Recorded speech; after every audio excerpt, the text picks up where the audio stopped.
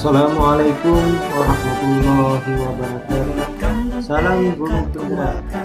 Saya Muhammad Rafi, calon guru penggerak angkatan 7 dari unit kerja SMK Negeri 1 Mamuju. Dalam kesempatan ini, saya akan memaparkan kesimpulan dan definisi pemikiran Ki Hajar Dewantara pada tugas koreksi cara materi modul 1.1 pendidikan calon guru penggerak yang telah saya ikuti sangatlah banyak memberikan pelajaran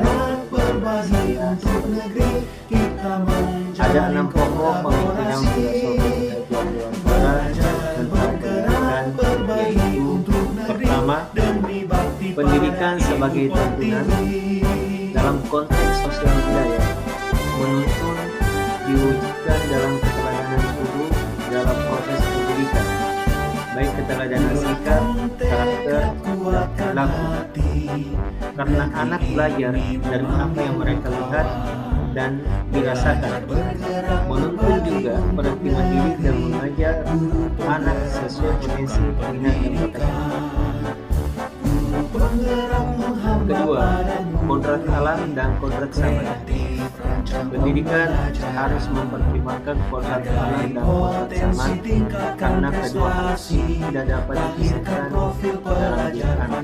Seorang anak telah memiliki kodrat alam, potensi, bahkan kemampuan yang unik, berbeda-beda satu sama lain, sehingga guru mengajarkan fasilitas mereka agar bisa tumbuh maksimal sesuai dengan bidiakus mereka.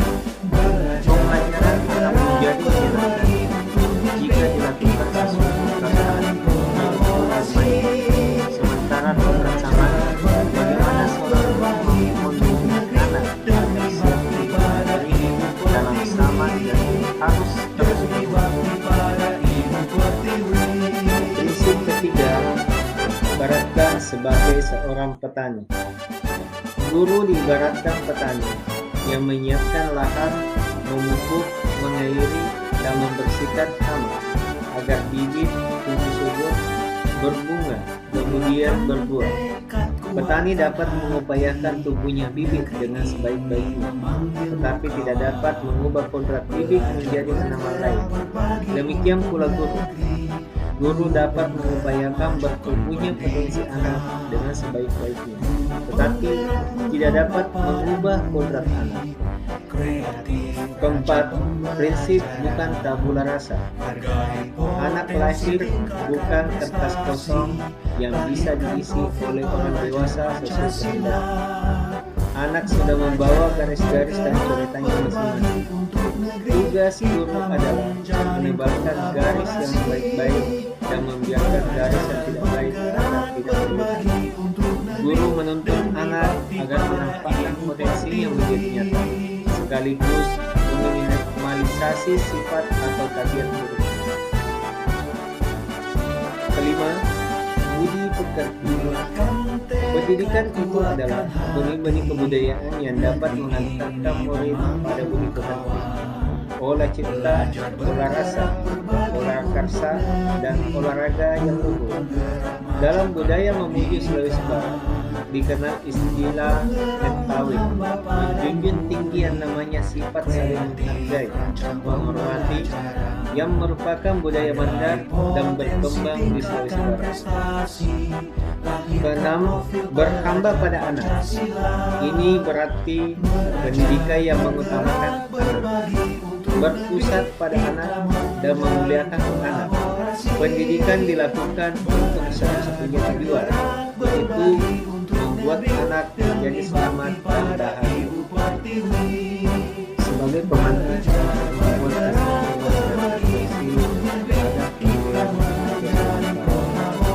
saya akan merefleksikan pertama, apa yang Anda percaya dan pelajaran di kelas hingga pelajaran. Kedua, apa yang berubah dari pemikiran atau perilaku Anda setelah mempelajari modul ini?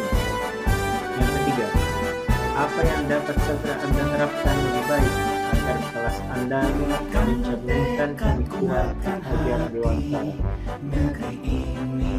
Pertanyaan yang pertama, apa yang Anda percaya tentang murid dan pembelajaran di kelas sebelum Anda mempelajari bahasa? Dalam pembelajaran yang saya lakukan, saya lebih sering menggunakan metode atau strategi yang bagus menurut saya, tetapi tidak pernah memperhatikan kebutuhan siswa atau pembelajaran seperti apa yang mereka inginkan. Saya sangat menginginkan dalam proses pembelajaran yang saya lakukan, siswa harus bisa tertib, duduk yang rapi, diam, dengan pandangan yang berpusat kepada gurunya, dengan harapan dapat membuat siswa dengan mudah memahami materi yang saya sampaikan. Selanjutnya, fokus kegiatan pembelajaran adalah ketuntasan target kurikulum dalam satu semester seperti yang tertuang dalam dokumen program kamu. Mengutamakan ketuntasan kurikulum merupakan hal yang penting dengan tercapainya standar angka-angka yang tinggi. Hasil akhir dalam pembelajaran diharapkan anak mampu mengerjakan ujian dan tugas dengan benar. Jika murid melakukan kesalahan seperti bolos, tidak mengerjakan tugas, bermain pada saat jam pelajaran, tidur di kelas, dan tidak memperhatikan saat saya menjelaskan, saya melakukan peneguran terhadap murid tersebut dengan menghukumnya sebagai efek jerah bagi mereka, dan saya merasa dengan mendidik murid dengan tegas akan dapat merubah murid itu menjadi ke arah yang lebih baik lagi. Pemantik yang kedua, apa yang berubah dari pemikiran atau perilaku Anda setelah mempelajari? Hal yang berubah dari pemikiran atau perilaku saya setelah mempelajari modul ini adalah terjadinya perubahan dalam perilaku saya terhadap siswa dan pembelajar.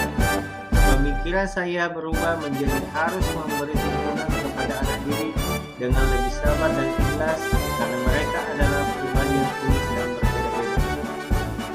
Selanjutnya, saya memahami pemikiran pendidikan dari pihak yang Tuantara, di mana pendidikan itu harus berpihak pada anak dan pendidikan itu bertujuan menuntut segala kodrat anak untuk mencapai keselamatan dan kebahagiaan sehidup dirinya sebagai manusia dan atau sebagai anggota masyarakat.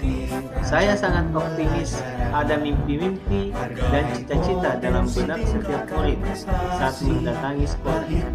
Saya percaya murid punya inisiatif belajar meski tidak disuruh oleh guru. Saya semakin memahami bahwa dalam pendidikan harus memperhatikan kodrat alam dan kodrat sama. Kodrat alam perlu diperhatikan agar pendidik mampu mengidentifikasi karakter siswa, potensi, sosial budaya yang sudah dibawa oleh anak.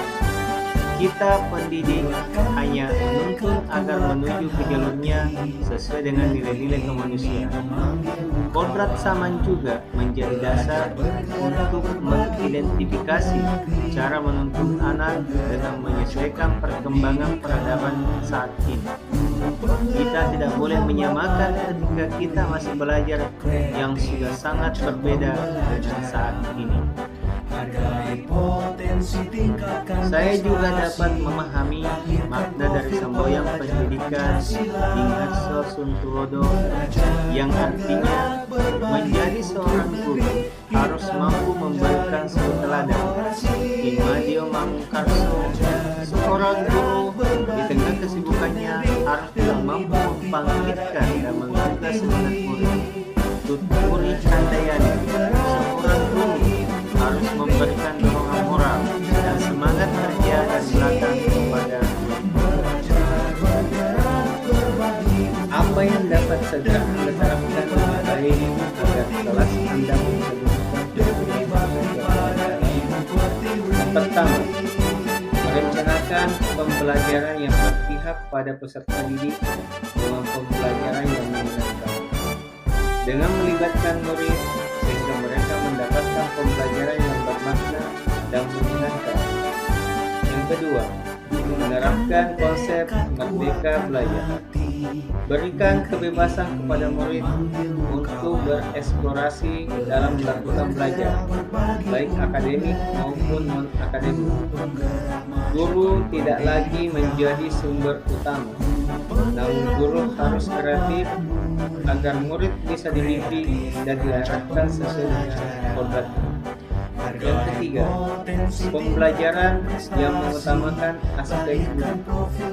Pembiasaan yang baik akan selalu saya teladankan kepada murid supaya mereka menjadi pribadi yang baik. Yang keempat, menerapkan sistem AMO. Pendidikan yang menuntun, bukan menuntut. Memberikan tuntunan dan arahan agar anak tidak kehilangan arah dan membahayakan dirinya. Dan yang terakhir yaitu pembelajaran sesuai dengan kodrat alam dan kodrat sama. Mendidik sesuai dengan kodrat alam yang dimiliki anak supaya mampu memberikan tuntunan dan perlakuan sesuai dengan karakternya sehingga pembelajaran lebih menyenangkan. Kemudian tetap terbuka dan selalu mengikuti perkembangan zaman yang ada, namun tidak bertentangan dengan nilai-nilai kemanusiaan dan konteks sosial budaya yang ada. Sebagai kesimpulan, dengan demikian pendidikan menuntun anak sesuai dengan kemudian pendidikan sejatinya adalah pendidikan yang humanis dengan konsep memberi teladan, membangun motivasi dan serta berperan menanam yang baik dalam pendidikan. Sekian dan terima kasih. Salam guru penggerak. Sekian dan terima kasih.